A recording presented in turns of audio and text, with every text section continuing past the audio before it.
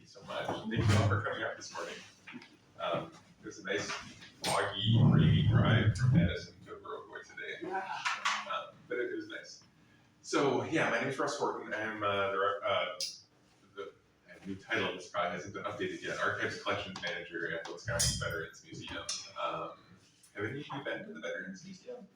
When it was in the Capitol 100 years ago. Okay. So what I'm going to talk about today are some of the resources that we have for researching someone in the military, and luckily they're resources that often you don't have to visit us to use, so you don't have to drive all the way to Madison to access a lot of these, but also we'll just talk in general about how to research veterans from different conflicts, and if you have questions along the way, we can address those, and we'll leave time at the end for questions too. So hopefully we'll be able to get you the answers that you're looking for. So I've been working at the Veterans Museum for 25 years now, and in that time I've helped thousands of genealogists look up ancestors from the Civil War up through much more recent, and they're kind of common questions that people ask, and it's questions of when did they serve, where did they serve, were they in any battles, did they earn any medals or awards? You might have a story in the family that you've heard, everyone has an ancestor who was at Gettysburg, it seems like, then you might wonder if it's actually true. Or you might have things from a veteran relative or ancestor and wonder what it is or even what to do with it. And these are the kind of questions that I'm going to try to address today as we go through the different conflicts. So if you have any of these questions, we'll hopefully be able to help you out. And even if we don't have an answer or the right resource for you, we always try to at least point you in the right direction to a place that will be able to help you. So the first recommendation that I give to people who are going to be researching someone who served in the military is to treat it a little bit like a foreign language, or researching an ancestor who came from another country. Have any of you either gone to a different country to do research or written or worked with another country? So often in other countries, records are kept differently in different places. Sometimes words or terms can mean slightly different things than they do in English, and that can cause some difficulties, and it's often easier to have someone kind of help you or guide you through that process. And it's a little bit the same in the military. Even though we're talking about the American military, words can mean different things in the military versus in civilian life.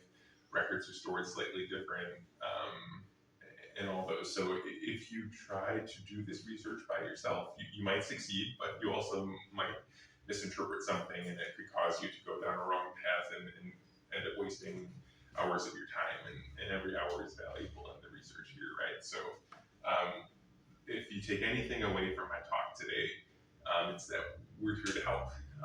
You don't have to do it yourself. You can reach out to us. We can, again, either get you the resources you're looking for or else at least point you in the right direction. So please don't be afraid to reach out to us. We have staff who've done this for years, and I like to think we're pretty good at it. So please reach out to us. Before I get into the resources, I just want to talk a little bit about the history of our institution so you kind of know where we're coming from. Our museum started in 1901 as the GAR Memorial Hall. GAR stands for Grand Army of the Republic. It was the first major veterans organization in our country. It was composed of Union veterans from the Civil War. And in Wisconsin and around the country, the GAR became incredibly kind of powerful. They were a big lobbying unit and had a lot of weight to them. And one of the things that they did in Wisconsin was they convinced the state government that it was important to have a place where the stories of the men who served in the Civil War could be preserved for future generations so that they could understand and appreciate the sacrifices that were made. And that became GAR Memorial Hall. This was a room in the state capitol. It was run by Civil War veterans. So the few gentlemen that you can see in this picture are the Civil War vets who ran the hall at this time. So they started collecting papers and photos and objects from the Civil War. As time went on, it expanded to include subsequent conflicts. In 1945, at the end of World War II, Wisconsin created the Wisconsin Department of Veterans Affairs, and they were given control of this museum. So that was a little bit of a change. As time went by even further into the 60s and 70s, the Capitol decided that they maybe wanted their room back, and the collection of the museum was even growing to be a little bit too large for the room in the Capitol. So a decision was made to move out of the Capitol. And in 1993, we opened up just across the street from the Capitol and changed our name to Wisconsin Veterans Museum. So this is where we started. We are today an activity of the Wisconsin Department of Veterans Affairs, so we're a state-run museum. I work in the research center, and I don't know if any of you have done research in archives before. They're often in the basement or they're in like windowless rooms, and they're kind of dark and dusty, but we have windows and everything. We're on the 3rd floor of our building right now. You can see the Capitol up and the windows there, so it's a nice place to come in and do some research if you happen to be in the Madison area. I would advise though that because a lot of our collections are stored off-site, it's a good idea to make an appointment before you just show up, just so we can be sure that we have the right materials at the museum for you to use. So just reach out to us a little bit ahead of time, and we'll get that set up. The types of materials that we have and that I'll be talking about throughout this presentation. We have letters, diaries, and photographs from individual Wisconsin veterans.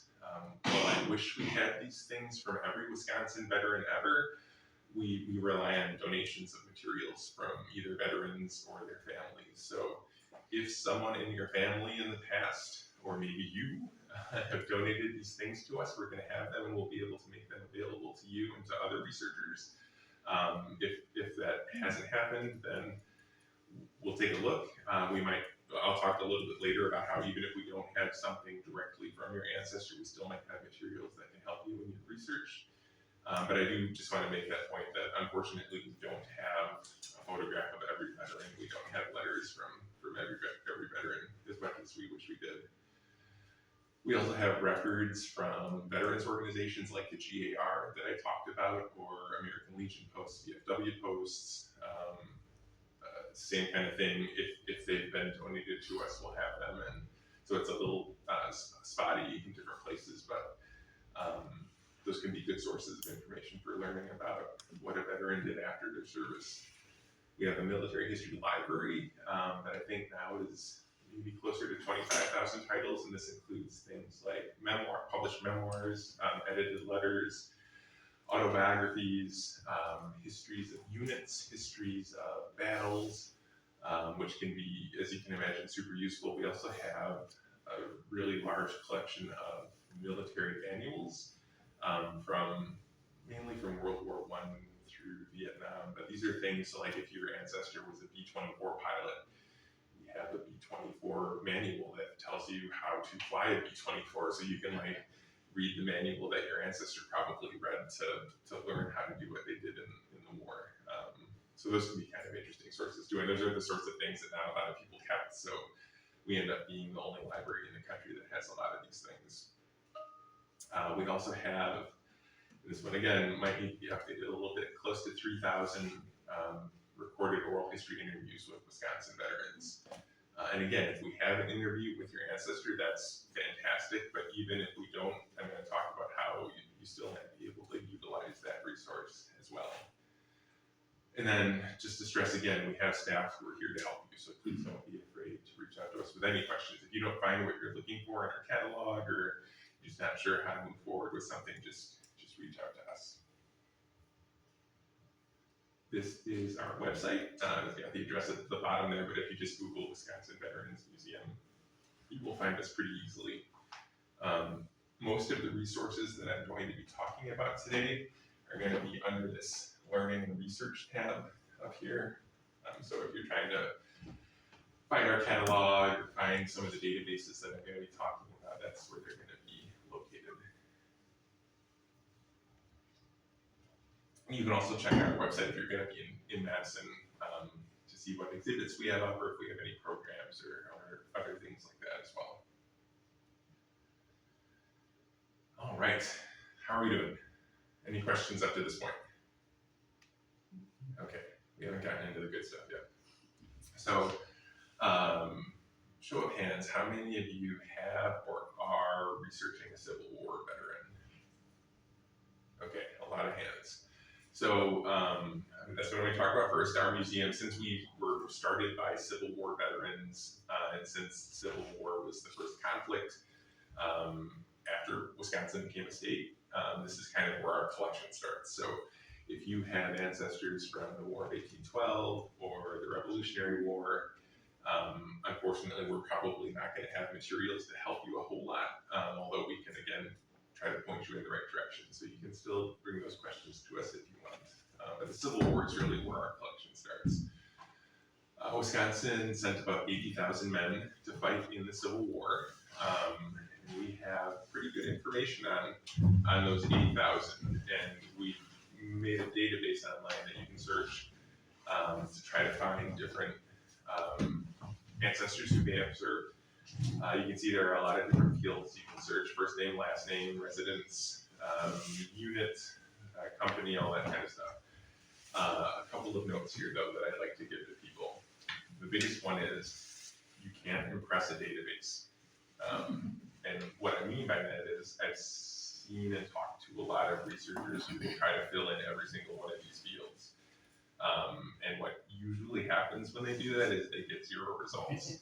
Because if just one of those fields is different than what you type in, and sometimes it's not a mistake on your part, sometimes it's a mistake on the database's part, you'll get 0 results. So what I recommend is that when you are searching this, if you're looking for an individual, just search for the last name. Just start with that. 80,000 sounds like a lot of pieces of data to search through, but it's really not all that many in the grand scheme of things, and unless the last name is like Smith or Johnson, you're probably not going to get that many results, and you can just kind of skim through them and find the person that you're looking for. If you do have a super common surname, then you could try adding in a first name and see how that goes, but unless you're researching a community specifically, I would recommend not entering anything in the residence field, because in the Civil War, we have found that sometimes men would say the town that they were from, but sometimes they would say the nearest post office, and sometimes they would say the nearest city, or maybe they were visiting family and that's where they enlisted and they did that city. So it's not always super accurate. So again, if you search by that along with the last name, you run the risk of getting no results if it doesn't quite match what we have in the database. So that's just something to keep in mind. Another nice thing about this database is you can enter partial words. So, Wisconsin in the 1860s had a lot of European immigrants who had some very difficult to pronounce and spell last names.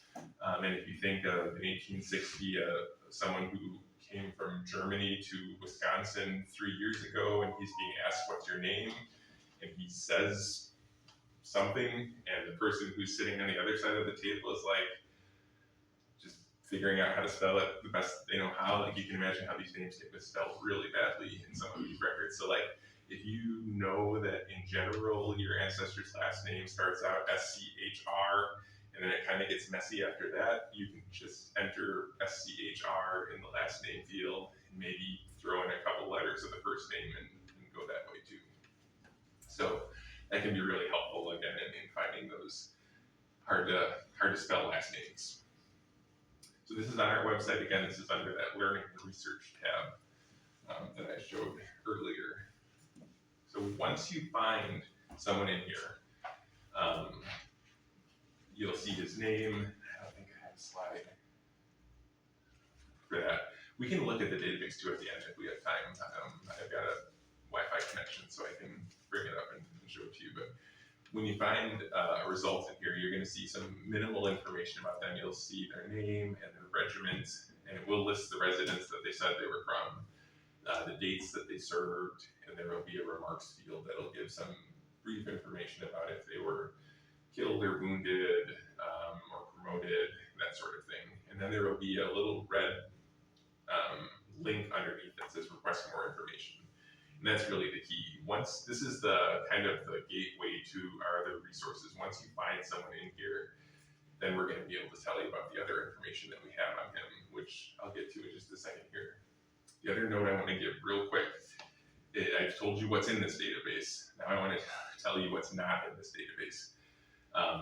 This does have the 80,000 men who served in Wisconsin units. It does not have any of the other millions of Union troops who served.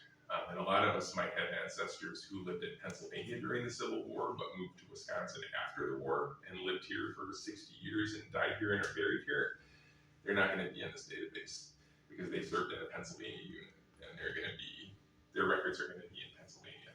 So that's something to keep in mind if you have trouble finding your ancestor in here. You might want to think, where was he living in 1860? And that's generally where you're going to find the records for his service. But again, feel free to reach out and we'll try to point you there if we can. I have a question. Sure. My relative died in Perrysville. Is it going to tell me exactly when and where he died? And apparently he was buried in a mass grave because my family has tried to look for his grave and they were told.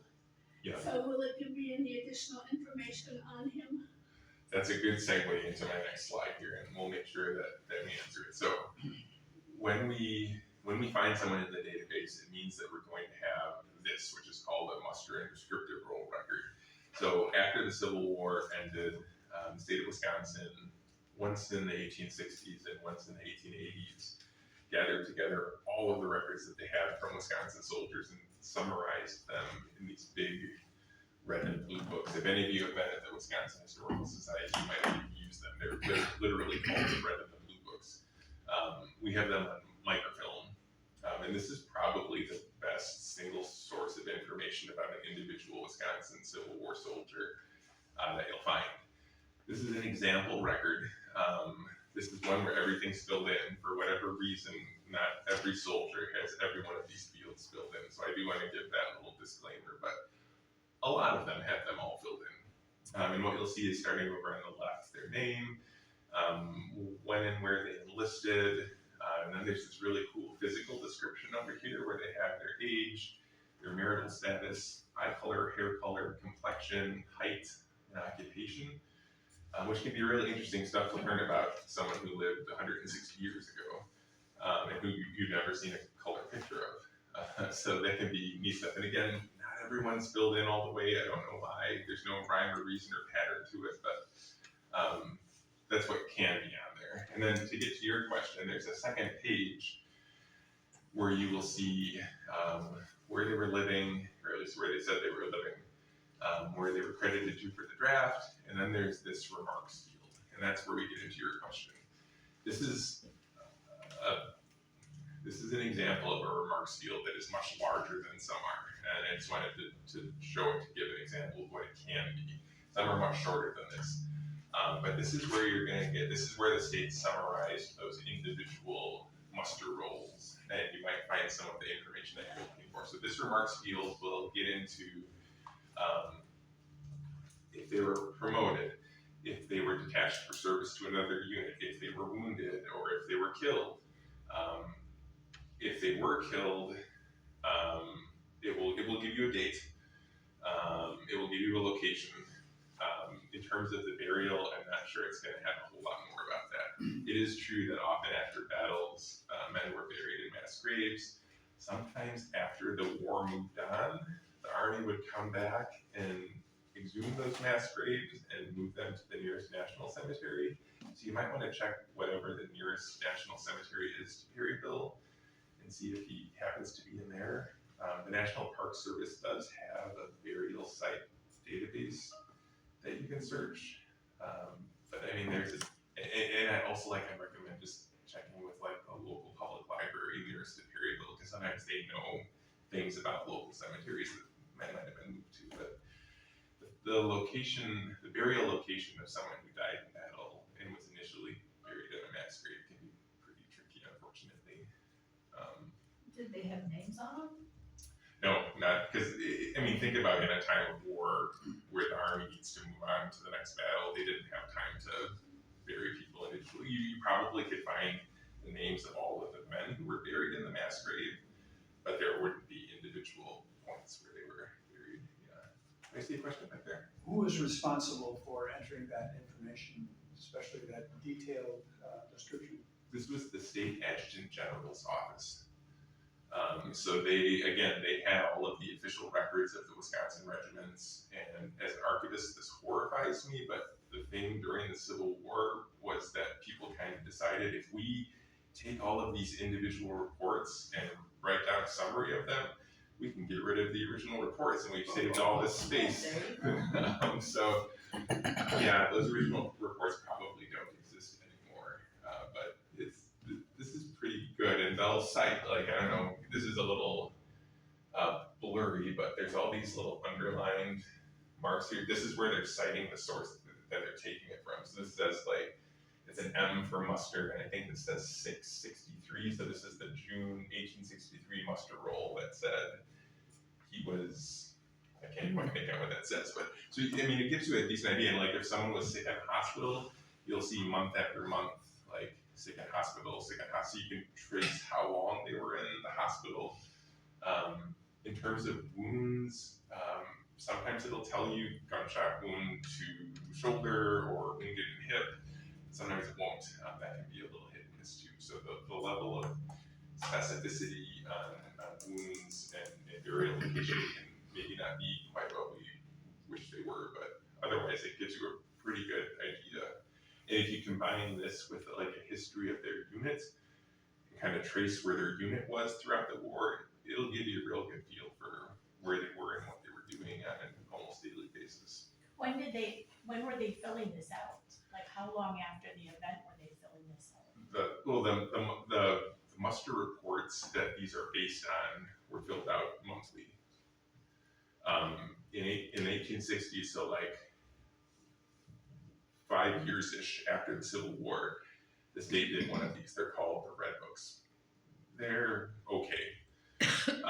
20 years later, in the 1880s, the state did another version of these called the Blue Books, and that's what we use. That's what this is. Those tend to be a little bit more accurate. So after a battle, like a month has gone by and every battle they've been in, somebody's trying to remember all this information. I mean, they're called muster rolls. So like literally, it was like taking attendance in the unit. So they'd be like, "Who's here? Okay. Who's not here? Where are they?"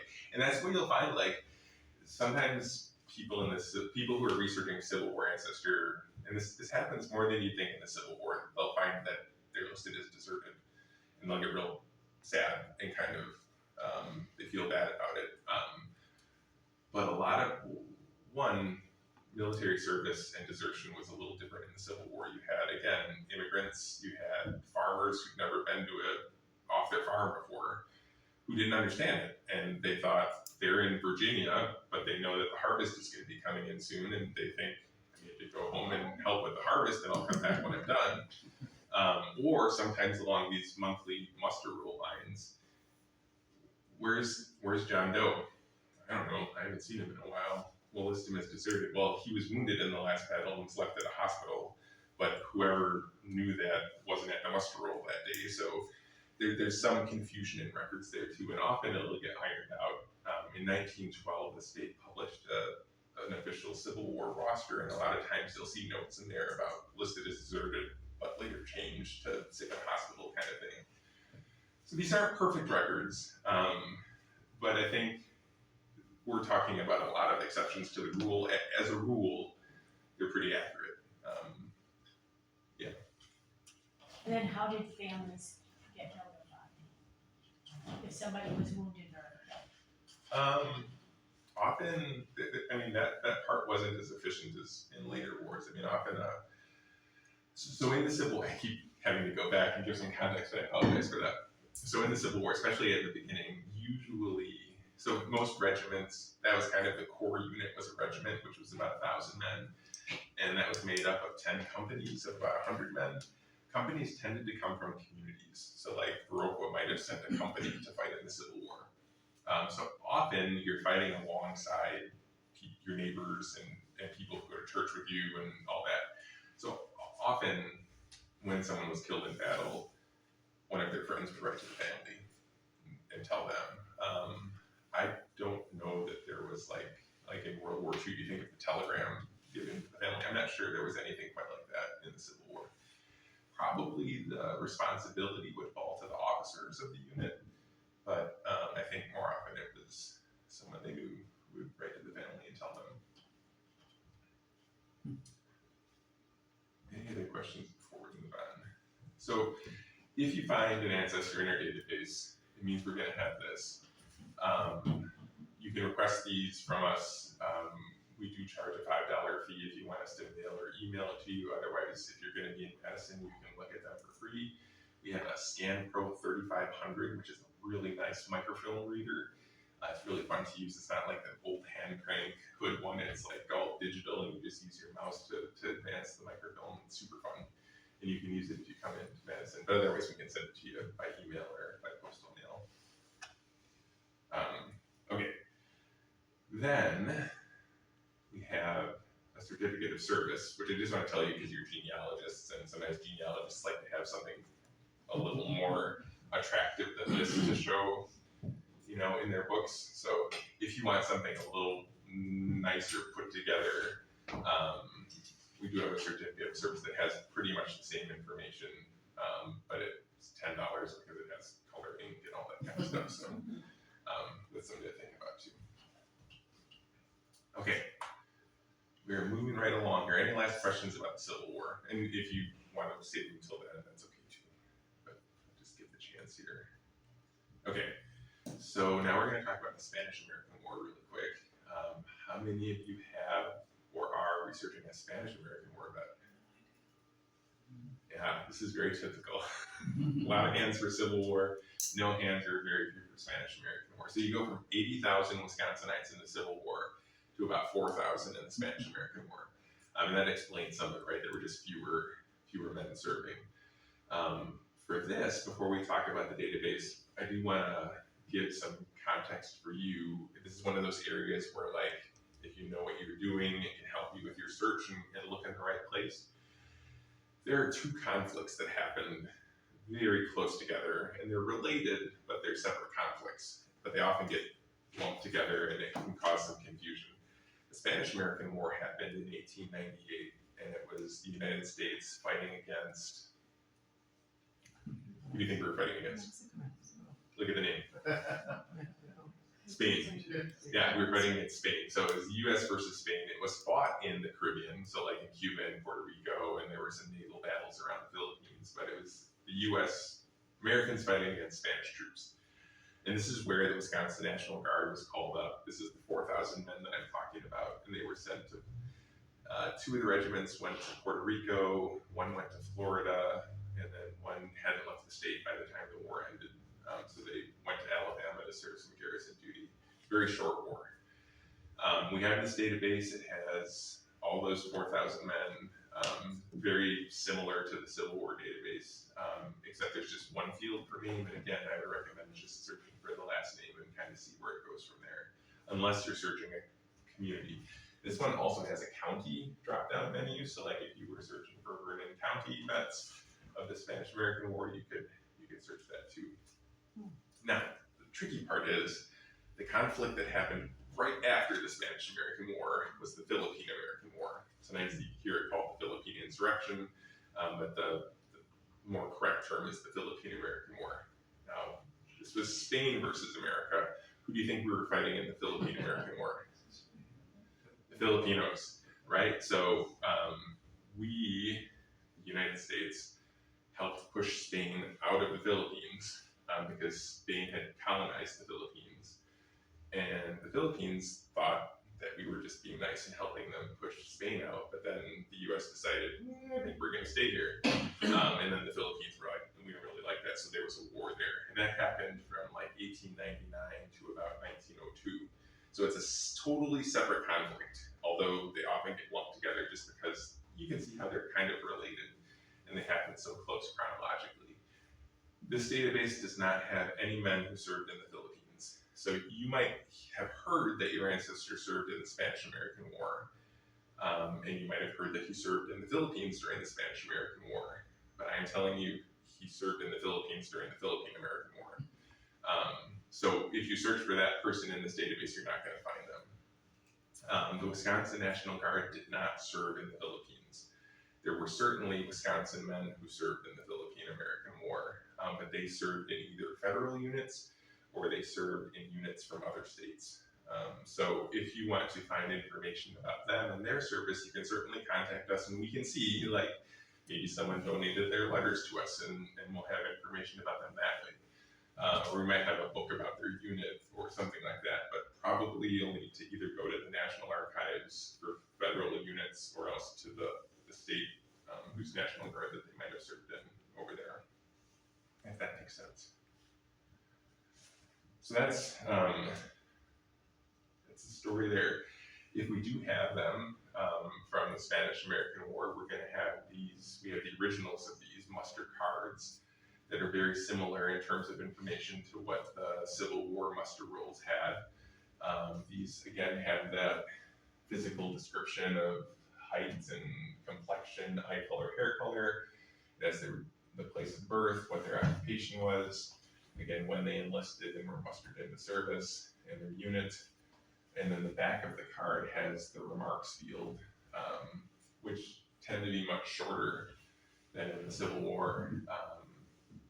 Promotions, sick in hospital, that sort of thing.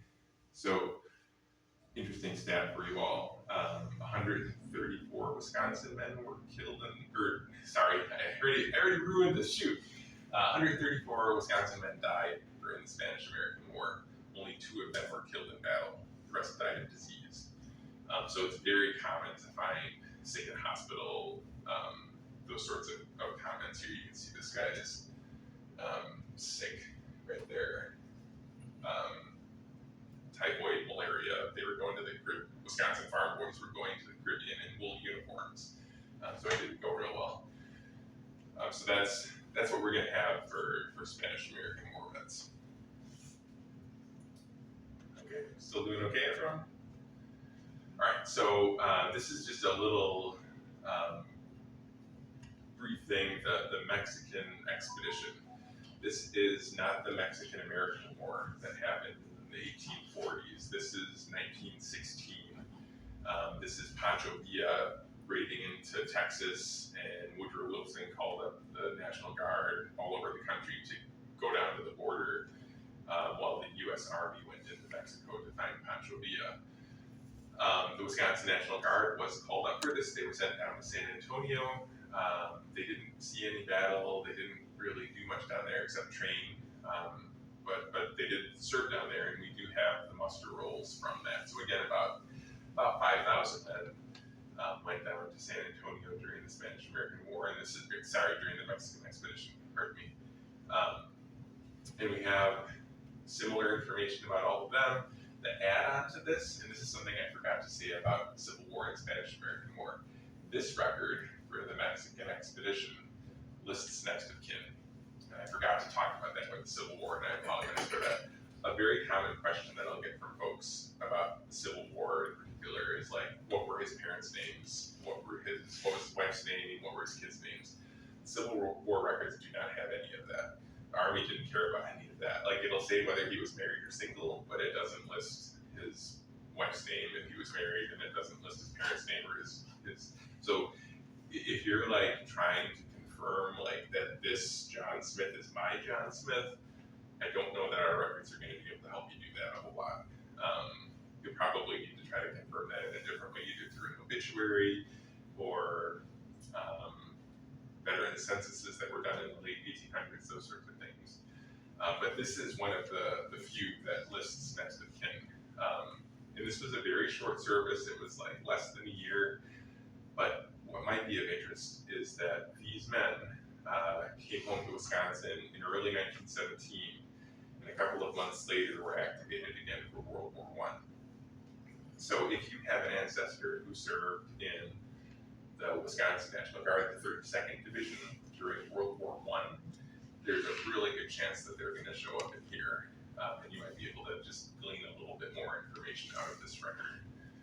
So these men who served in San Antonio 1916 to early 1917, almost all got sent over to France with the 32nd Division during World War I.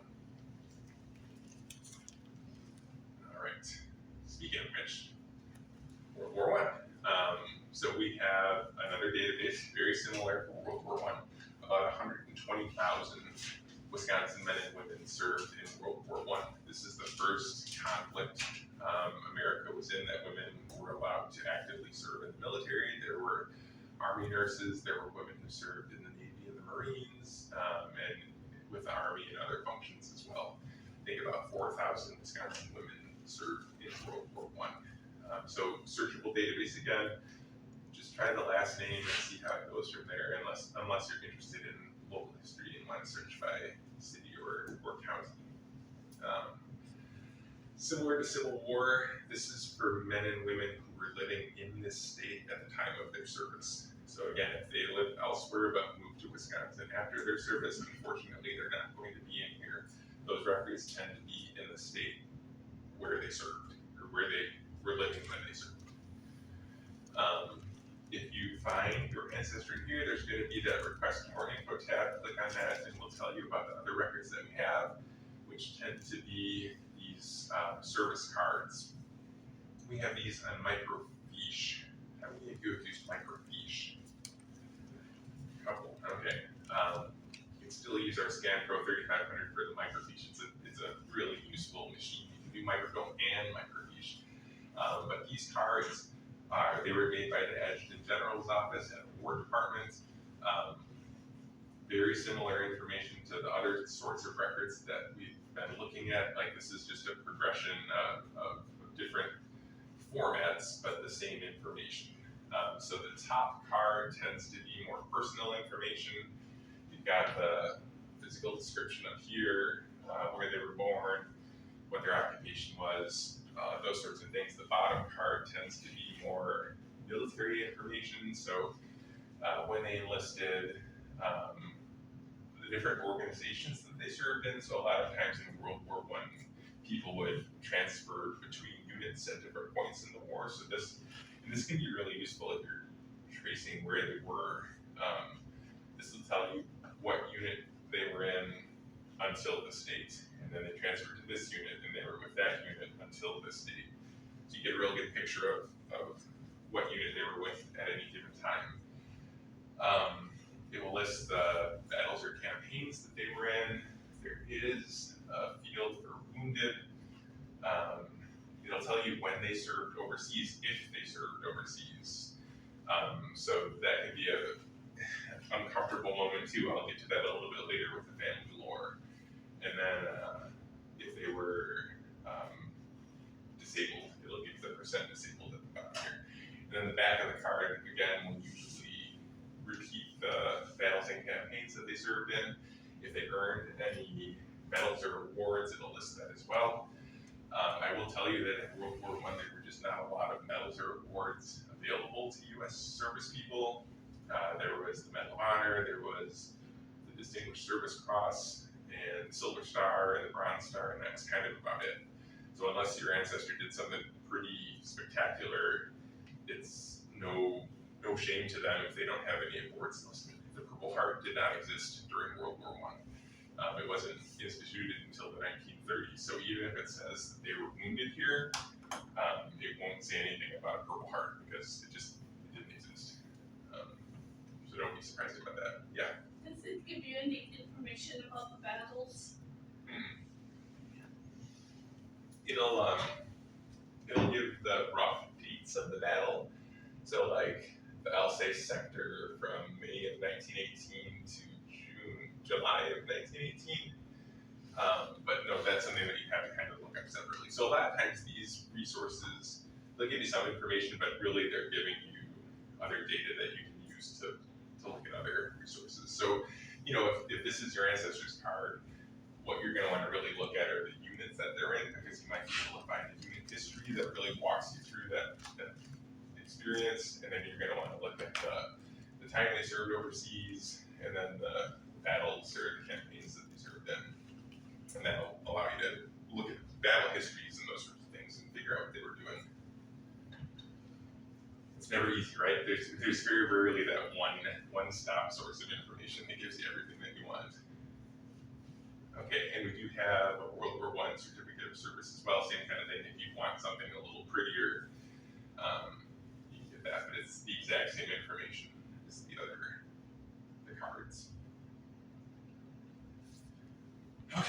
How are we doing? I haven't looked at the time recently. We're doing all right on time. Is it right if we go a little over 11? Absolutely. Okay. So next I want to talk about World War II to the present. How many of you have or are researching a veteran who served from World War II to the present? Okay, a few. This gets tricky. And bear with me. We're going to have to talk through like legislation and a bunch of other stuff too. But if you are researching someone who served from World War II to the present, this is the type of document that you're probably going to want to start with. This is the descendant of the Civil War muster rolls and the Spanish-American War muster cards and the World War I service cards. It has the same type of information. You will hear it called the BD-214. You will hear it called a discharge form. You will hear it called a separation record. There are a lot of things that it gets called, but this is kind of what you're looking for. The issue is that in Wisconsin, these are still confidential. And the reason for that is that there's a state statute that restricts state-held veterans' records to the veteran if they're living, and if the veteran is deceased, it restricts them to their spouse or their adult children. Unfortunately, the statute is written specifically that way. It doesn't say next of kin, it doesn't say nearest relative, it says it means spouse or children. So if you're the grandchild of this veteran, if you're the cousin, if you're the sibling, the state can't release these records to you because it's in a statute. So that stinks, right? Because I get a lot of folks who are like, that veteran never married, that veteran never had children. Doesn't that mean I can get it? And from a state level, there's nothing to do about that. Now, what I'll tell you is we don't have these records because they're confidential. When I started working at the Veterans Museum in 2001, World War I records were still protected under the statute, and although we did have them, we were not allowed to share them with the public. As near as I can tell, when the last World War I veteran in Wisconsin died, that is when I was told you can now share these with the public. So my guess is that it's going to be similar for something like this when the last World War II vet in the state passes, which could still be a little while. My kind of hope is that the department will release these records to us and we'll be able to share them with folks, but I don't know that for sure. That's what my hope is. That doesn't help you right now. So what I want to tell you is that there are other places you can look for these records that you might have better look at. And really, this is the one I want to focus on. So especially for World War II, when those men and women came home, they were encouraged to deposit a copy of their BD-214 at the county level so that it would be on file, and so that if they ever lost theirs, they could go and get another official copy made so that they could apply for benefits, so that they could do whatever. So if you know where your ancestor was living in the 1940s, go to that county register of deeds, and there's a really good chance that they're going to have the separation record on file. In theory, the county register of deeds should be held to the same statute as the state is, but in practice, I have heard a lot of success stories with people going to the county. Either they'll just release the record to them, or they'll release a redacted copy of it, or they'll hold it and answer questions while the person asks them, that kind of thing. So like they seem to be a little bit more understanding of that sort of thing. So that's what I would recommend. You might be wondering why I'm not talking about the National Archives, and that is because the records were largely destroyed in a fire in the 1970s. The National Personnel Records Center in St. Louis had a big fire that destroyed most of their World War II records and a lot of their Korea and Vietnam records, and to be honest, their World War I records. So our museum gets requests from the National Archives for World War I records sometimes because they don't have theirs, but we still have ours. This is not to discourage you from asking the National Archives if they have records, because sometimes they do. The way it worked out with the fire, it was almost all Army records that got destroyed. So if your ancestor served in the Navy or the Marines or the Air Force, there's a better chance that they'll have something. I know that they are also actively working to recreate records and kind of get copies from other places. So it can't hurt to ask. The worst they're going to do is say no, and maybe they'll say yes. But that's why I'm focusing more on state and county sources instead of this one. And also, it's to let you know that a lot of times I'll hear from folks who are researching a more recent bet, and they'll say, well, all these records were destroyed in the 70s, so what am I supposed to do now? And it's just to let you know that these records do sometimes exist in other places too. It's not just at the National Archives, it can be at the state and county level as well. If you do request anything from the National Archives, expect it to take a while, expect it to cost some money, but just, yeah, keep that in mind too. I guess that's kind of a quick one to buzz. Does anyone have any questions about this kind of era? Yes? As a child, do I have to have proof that I'm the child? Okay, that's a good question. And I don't know that I explained that well enough, so I apologize for that. So what I was talking about with these state records is that the Wisconsin Department of Veterans Affairs probably has a copy of their discharge form. If a vet applied for any sort of benefits, like a GI Bill, housing loan, medical stuff, they have to give a copy of their discharge to the Department of Veterans Affairs to prove that they're a veteran to get those benefits, right? And then the department keeps that copy. So that's the one where if you ask them for it, you have to be the spouse or the child. They probably will ask for some sort of proof, birth certificate or something like that. To be honest with you, I've never actually asked them for my dad's records, so I don't know 100% how that works out, but I do think they will ask for some sort of proof that you're the child. Yeah, but that's the state records that I'm talking about. So it's the Department of Veterans Affairs. All right, other questions about this era? Okay, and if you think about something later, don't worry, just send me an email or give me a call. I still get an occasional letter in the mail too. That's awkward though. Okay, so now I want to talk about some of the other resources beyond these service records that might help you in your research. And I mentioned that we have a lot of letters from veterans. I do want to point out this is not how we store them. This is how we usually get them. So we have acid-free boxes and acid-free folders and all that. Letters can be an incredible source of information about veterans, as you can imagine. Even in conflicts where letters are censored and they're not allowed to talk about specifics of battles that they're serving in or specifically where they are, you still can just get such a good feel for what they were experiencing, the weather and the food they're eating and kind of the conditions that they're enduring. So obviously we have letters from your ancestor, that's a gold mine, but I want to introduce this idea to you that I hinted at before, that even if we don't have your ancestors' letters, you might want to access our collection. And that's something called parallel research. And this is the idea that if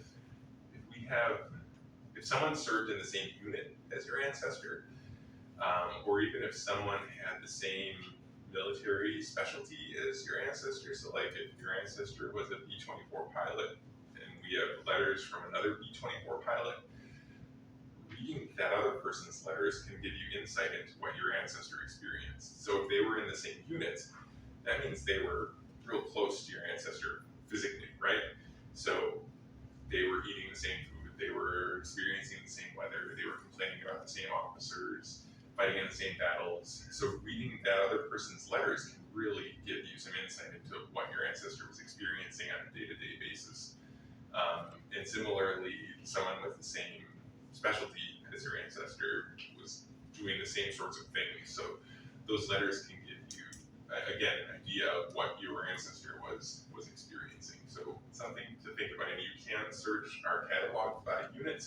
And now I'm talking about our library catalog, which I don't think I have a slide of, but I can show it to you when we're done here if you want. Similarly, images. Obviously, we have an image of your ancestor. That's awesome. And I do want to point out too that images can be sources of information if you know what you're looking for, kind of what I talked about at the very beginning of this presentation. The image on your left there is a picture of a Civil War veteran, right? If you know what you're looking at, though, he's wearing a 5-button sack coat, which is a coat based on the collar and the number of buttons and all that kind of stuff. It was only issued to units from Wisconsin in the whole Union Army, and it was only issued to like 5 units from Wisconsin. So it's a very short time that these particular codes were issued. So just from that code alone, we can go from millions of Union soldiers to 80,000 Wisconsin soldiers to about 5,000 Wisconsin soldiers. We know that he's one of those 5,000. And then often you're going to see like a letter or a number on their hat, which further narrows it down to a company of maybe either a regiment of 1,000 men or a company of 100 men. So don't discount images as a potential source of information. If you brought that image into us, like we might not be able to tell you exactly who it is, but we can really narrow it down for you. Similarly, more recent images, you're going to see like a divisional patch on their left shoulder. You might see ribbons that they're wearing that can tell you where they were serving, and some of the things that they did. There might be rank insignia on their collar. So there are a lot of different hints and little tidbits of information that you can pick out from these images if you know what you're looking for. So this is another, don't try to do it all yourself kind of example. Leg brace on his leg. He does. That's actually my grandfather. He served in World War II. He was shot through the knee on Saipan and had to do like a year of physical therapy, and he walked for a limp, or with a limp for the rest of his life. So yeah, that is the phrase. That was a good catch there. Okay, so images. I mentioned our library, same kind of thing. You can find. I've talked a little bit about regimental history, so if you know what unit your ancestor was in, you can read about their regiment during that conflict. You can read histories of battles that they served in.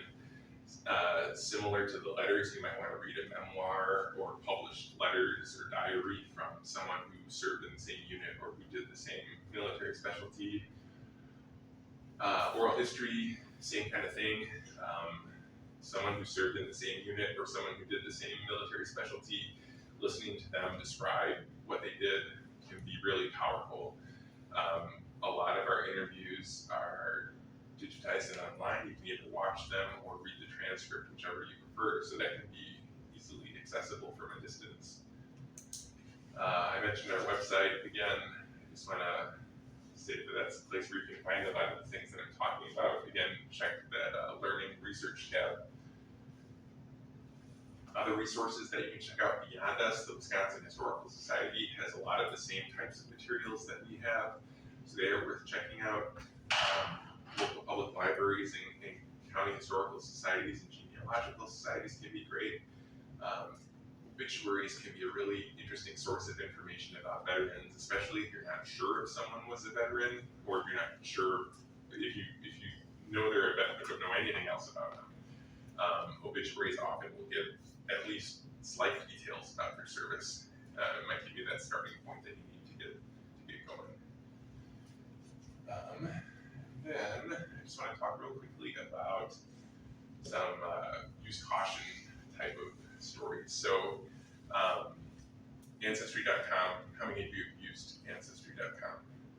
I use it all the time. It's incredible. Just be really careful that you understand what you're looking at, okay? And they do a good job of telling you in the, yeah, exactly, sources, right? They'll tell you at the very bottom of the page, in very small writing, what you're looking at. But 2 examples real quick that have impacted people doing military genealogy. One is from the Civil War. So Ancestry.com has the index to Civil War pension files. So if you're researching a Civil War vet and you're looking at them on Ancestry, you might see something that says like Civil War pension index. And you might look at it and you think, oh, this is his pension index. Like, doesn't really tell me very much. That's kind of lame. I'm going to move on.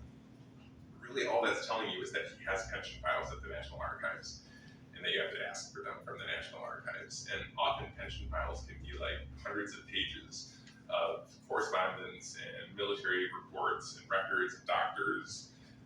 It can be an incredible resource, but when some genealogists use Ancestry because they're not checking their sources, they think that the index is all that there is, and they just move on, and they miss out on the chance of potentially finding out more, right?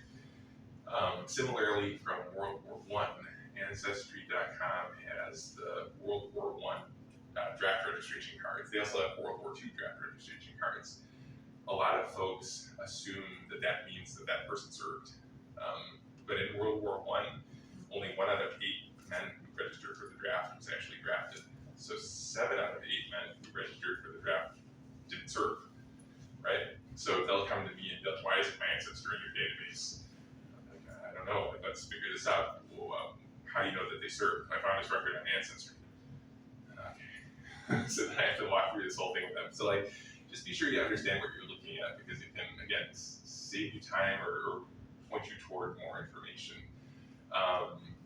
Everything is not online. Please don't, I don't want to make assumptions, but you all seem to be a generation that perhaps didn't grow up with computers and online stuff, so maybe this is preaching to the choir here, but more and more I'm running into researchers who will search for something online, and if they can't find it, they assume it doesn't exist, and they just move on. All those service records that I just showed you, they're not online. You're not going to find them online, and it's not because we're mean or want to make your life hard. It's because it costs a lot of money to digitize all that stuff and to buy server space and to migrate it through different technology.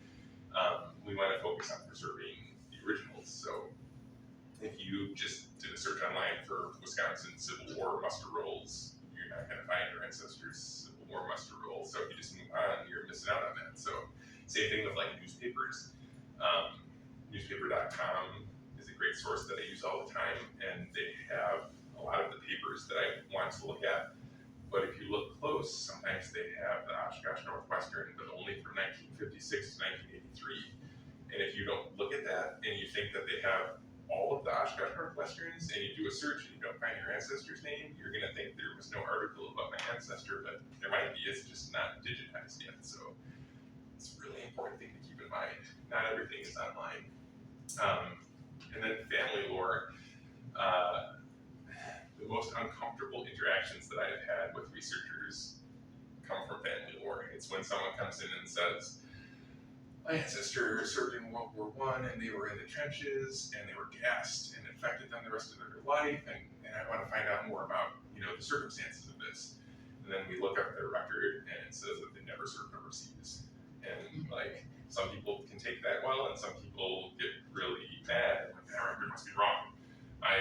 My grandfather wouldn't have lied to me. So just remember that family lore almost always starts from truth, but it's human nature that over generations, stories grow and expand and change. So try to approach family lore as like, I wonder if this is true, and wonder how this has changed over time, versus like, I need to prove that this is true, kind of thing. It can affect how you search, and it can affect how you interact with archivists who are just trying to help you and don't want to be yelled at. So keep that in mind too. All right, and that's all I've got for you today. Here's all my contact information. I don't think I brought any business cards. I apologize for that, but if you just look for me on the website too, you'll find me pretty easily. Yes. How do you get the certificate? Do we contact you? Yeah, again, like, try to find them in the database, and if you click that request more info tab, we will tell you about the service record and the certificate. Yeah. Any other questions for me? All right, I just dumped a lot of information on you, so again, please reach out to me later on if you have questions that pop up, or if there's something that. What are your hours to let you call, set up an appointment or something? Sure. Honestly, emailing is probably the best way to get in touch with me. I can check email wherever, right? And I work from home some days, so calling me at my office phone won't always get you through to me. Our research center is staffed weekdays from about 9 till 4, but not all the time, right? Sometimes I'm away at a meeting or giving a presentation. So again, if you're thinking about coming in, just email me and we can set up an appointment. We'll work through it. If I can't be there to help you, I'll just make sure this other research center staffer is there to help you out. Any other questions? Anyone? You're gonna be here for a few minutes. Sure, I'll stick around a little bit. Yeah. Thank you so much all for coming out today. I really appreciate it.